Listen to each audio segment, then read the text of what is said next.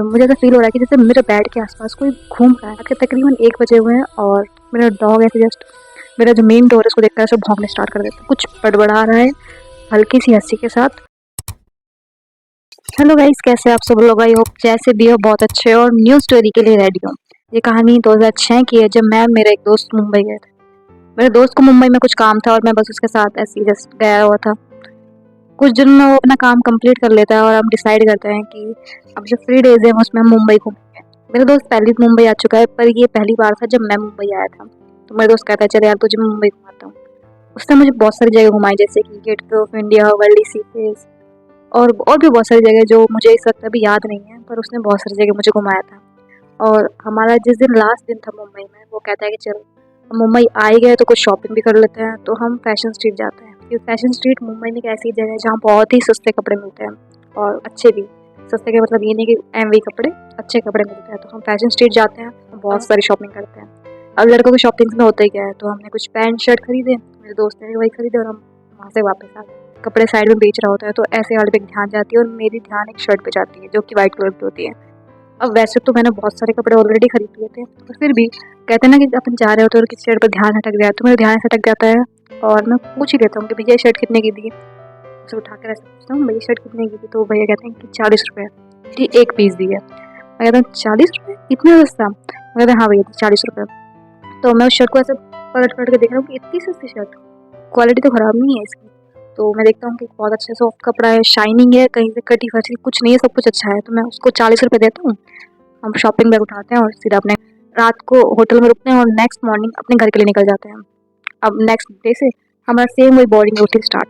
College lecture attend करना, exam की preparations करना, वही रात को पढ़ना और सेम वही।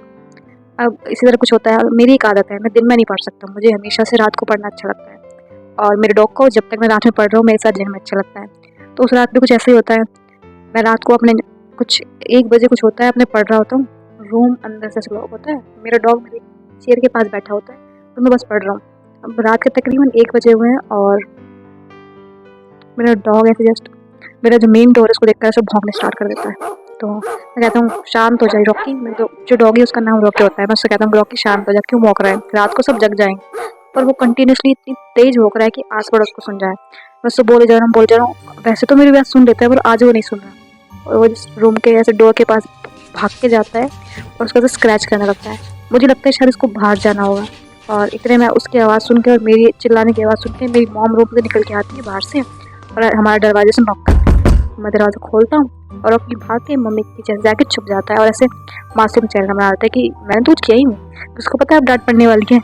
और मेरी मम्मी ऐसे बस बिल्कुल गुस्से में कि रात को ये क्या शोर लगा रखा है। तो मैं ऐसे रॉकी को पॉइंट करके बोलता हूँ कि इसकी वजह से हो रहा है सब। और रॉकी मेरी तरफ ऐसे मासूम चेहरा बना कर है कि भैया मैंने तो क्या किया, मैंने तो कुछ नहीं किया। मेरी मम्मी पहले तो रॉकी को देखती फिर मेरे को देखती कहती कि ये कोई टाइम है तुम्हारा शोर मचाने का, चुपचाप जाके सो जाओ दोनों। और हम दोनों ऐसे फुर्ती से जाते हैं, ऐसे कंबल ओढ़ते और सो जाते हैं कि मम्मी से तो कौन ही झगड़ा मोल लेगा। और हम सो जाते हैं। अब रॉकी को तो सिर्फ लेटने की देर थी, वो तो आलसी है, वो तुरंत 2 मिनट से सो गया।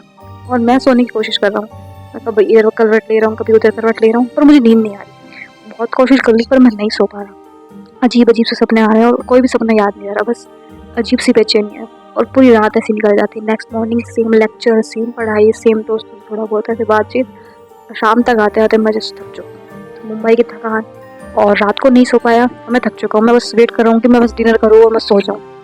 बस डिनर करता हूँ और जाके अपने बेड पे पड़ जाता हूँ कि आज नहीं पढ़ने वाला मैं, आज मैं थका हुआ हूँ। जैसे ही सोने की कोशिश करता हूँ पर मैं अब सो नहीं पा रहा हूँ। मुझे एक अजीब सा नाइटमेयर आ रहा है और वो सपना भी कुछ इतना अजीब है कि मुझे लग रहा है कि वो सपना नहीं, वो हकीकत है। जैसे कि जो सब कुछ हो रहा है वो रियल में है। और मुझे ऐसा फील हो रहा है कि जैसे मेरे बेड के आसपास कोई घूम रहा है, जैसे कुछ बड़बड़ा रहा है हल्की सी हंसी के साथ। और बस बड़बड़ाते मेरे बेड के आसपास बस घूमे जा रहा है, घूमे जा रहा है। वो अजीब सी हंसी और उसकी बड़बड़ाहट मुझे समझ नहीं आ रही। मैं एकदम ऐसे कांप चुका हूँ, मैं ऐसे डर चुका हूँ। मैं बहुत ऐसे डर के मारे चीख देता हूँ कि बस मेरी चीखने की देर है कि मेरी चीख की आवाज़ सुन के पूरे जो घर वाले होते हैं वो मेरे रूम के दरवाजे पर ऐसे ठक ठक करना स्टार्ट कर देते हैं। और तब तक उसको कूदते जब तक कि मैं ऐसे दरवाजे को खोल ना दूँ। तो मैं बहुत ऐसे डर चुका हूँ, मैं ऐसे पसीना पसीना हो चुका हूँ और किसी तरह जाके मैं दरवाज़ा खोलता हूँ और दरवाज़ा खोल के बस सब अंदर आ जाता है और पूछते कि क्या हुआ।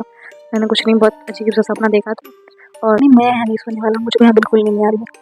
मम्मी कहती ठीक है, तू यहाँ नहीं सोना तो मत सो जा, पर ये बता रॉकी कहाँ है? वो तो तेरे साथ ही रूम में सोता है ना, तो कि वो तो तेरे साथ रूम में ही सोता है ना। तो मैं भी आसपास देखता हूँ कि हाँ, मेरे रूम में आने से पहले तो रॉकी यहीं बैठा होता है ना मेरा वेट करने के लिए, तो आज वो रूम में क्यों नहीं है? ये बहुत अजीब था। तो खैर नेक्स्ट डे मैं उठता हूँ और सेम वही लेक्चर्स वगैरह। अब उसके नेक्स्ट रात भी ऐसे होता है, मैं नहीं सो पाता, और उसके जस्ट नेक्स्ट वाले दिन मैं लेक्चर्स पे बिल्कुल कॉन्सेंट्रेट नहीं कर पा रहा हूँ, क्योंकि कंटिन्यूस 3 दिन से मैं नहीं सो पा रही। लेक्चर्स पे पूरे टाइम मेरी आंखें बस ऐसे जस्ट झुकी हुई जा रही है, और मैं कैसे भी कॉन्सेंट्रेट नहीं कर पा रहा हूँ। मैं बिल्कुल ऐसे टायर्ड फील कर रहा हूँ कि पता नहीं कब से मैं थका हुआ हूँ।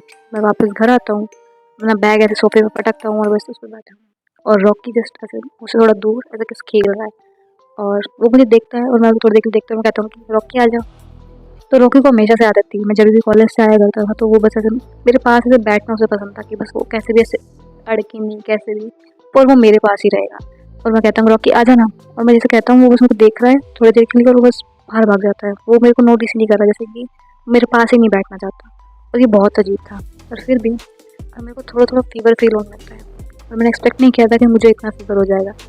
मैं रात को सोता हूँ और नेक्स्ट डे मेरी तबीयत इतनी ख़राब होती है कि मुझे ऐसे हॉस्पिटल रेफर करना पड़ जाता है। अब हॉस्पिटल में मैं 3 दिन के लिए अनकॉन्शियस होता हूँ, मतलब कि इतना फीवर होता है, इतनी मेरी तबीयत बिगड़ जाती है कि मैं कंटिन्यूस 3 दिन के लिए एकदम बेहोशी वाली हालत में होता हूँ। और 3 दिन बाद जब मुझे होश आता है और मैं अपने आसपास देखता हूँ, तो मेरे पूरे आसपास ऐसे भगवानों की तस्वीर लगी होती है, प्यारे बबूती लगी होती है, हाथ में डोरे वोरे सब बंधे हुए थे कि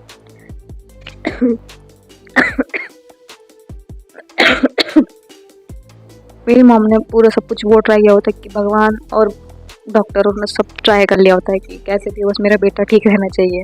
तो ऐसे भगवान की तस्वीरें लगी, हाथ में डोरे बंधे हुए, मैं बस ऐसे आसपास देखता हूँ, तो बहुत सारे जो रिलेटिव होते हैं वो मिलने आते हैं कि यार बच्चा बीमार है, वो विजिट करने आते हैं, तो वो भी आए हुए हैं। अब उनमें से एक मेरे अंकल भी होते हैं जो मेरी मम्मी के साइड से होते हैं, जो मुंबई से होते हैं, वो मुझसे मिलने आते हैं। तो वो अंकल वैसे नहीं होते जिनका नेचर बड़ा अच्छा होता है, कि जिनसे आपको बात करने में भी अच्छा होता है, मतलब ऐसे उनसे बात करना आपको अच्छा लगता है। उनसे मेरी बातचीत चल रही होती है और बात थोड़ी ऐसे लंबी चल जाती है, तो ऐसी बातों बातों में बताता हूँ कि हाँ हाँ मैं भी तो ऐसे मुंबई आया था, और आपके यहाँ पे यार सस्ते बड़े कपड़े मिलते हैं, बहुत सस्ते कपड़े मिलते हैं। तो उससे ऐसे कंटिन्यूस बात चल रही है, और बातों ही बातों में उनको बता देता हूँ कि मैं ऐसे वहाँ पे गया था और वहाँ पे ऐसे 40-40 रुपये में शर्ट मिल रही है।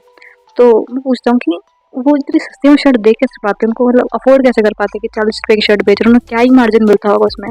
तो मेरे जो अंकल है वो बताते हैं कि बेटा वो शर्ट्स है ना, जो भी वो शर्ट वगैरह वो इतने सस्ते में बेचते हैं, वो या तो कब्रिस्तान से लाई होती है, या हॉस्पिटल में जो लोग मर जाते हैं ना, तो उनके वो कपड़े होते हैं, क्योंकि हॉस्पिटल उनके कपड़े वो क्या करेंगे, जो इंसान डेड हो चुका है। कब्रिस्तान में भी कुछ लोग जो मर जाते हैं उनके कपड़े भी तो ऐसे छोड़ के आते हैं ना, तो उनको वो बेच देते हैं, तो उनको फ्री में मिल रहे होते हैं, तो वो इतने सस्ते दिखते हैं। तो तुम ऐसे कपड़े कभी खरीद मत लेना, वो कपड़े अच्छे नहीं होते।